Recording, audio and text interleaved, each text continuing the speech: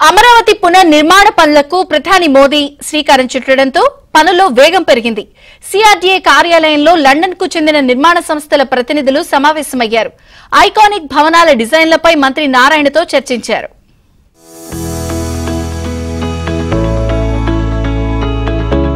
రాజధాని అమరావతి పునర్నిర్మాణ పనులకు ప్రధాని శంకుస్థాపన చేయడంతో అధికారులు రెట్టించిన ఉత్సాహంగా పనులు ముందుకు తీసుకెళ్తున్నారు.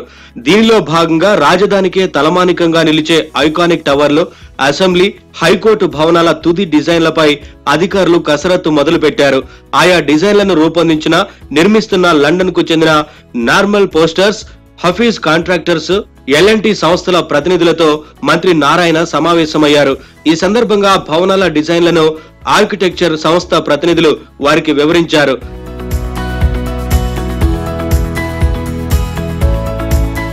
రాజధాని అమరావతి నిర్మాణంలో ఉన్న అడ్డంకులు ఒక్కొక్కటిగా తొలగిపోతున్నాయి. ప్రధాని నరేంద్ర మోదీ స్వయంగా పనులను పునఃప్రారంభించడంతో పెట్టుబడిదారులకు, రియల్ ఎస్టేట్ వ్యాపారులకు భరోసా లభించినట్లయింది. ఇదే సమయంలో సిఆర్డీఏ అధికారులు పనుల్లో వేగం పెంచారు. ముఖ్యంగా ఐకానిక్ భవనాల పనులను ప్రారంభించేందుకు సిద్ధమవుతున్నారు. దీనిలో భాగంగా సిఆర్డీఏ కార్యాలయంలో మంత్రి నారాయణ ఆర్కిటెక్చర్, నిర్మాణ సంస్థలతో మాట్లాడి నిర్మాణ పనులకు ఎలాంటి ఆటంకం లేకుండా కొనసాగేందుకు తీసుకోవాల్సిన చర్యలపై చర్చించారు. డిజైన్లను గతంలోనే ఫైనల్ అయినప్పటికీ కూడా స్వల్ప మార్పులను చేయాలని ప్రభుత్వం భావించడంతో వాటికి తుది రూపు ఇస్తున్నారు.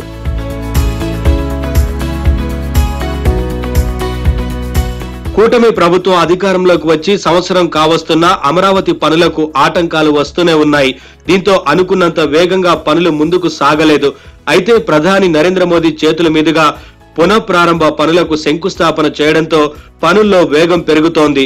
ఇటు సిఆర్డీఏ అధికారులు, అటు నిర్మాణాలు చేపట్టే సంస్థలు సమావేశమై చర్చిస్తున్నారు. ఐకానిక్ టవర్ల నిర్మాణానికి సంబంధించి మంత్రి నారాయణ సమక్షంలో భేటీ అయ్యారు. తాము కోరుకున్న అమరావతి నగరం నిర్మాణంలో వేగం పెరుగుతుండటంతో రాజధాని రైతులు హర్షం వ్యక్తం చేస్తున్నారు.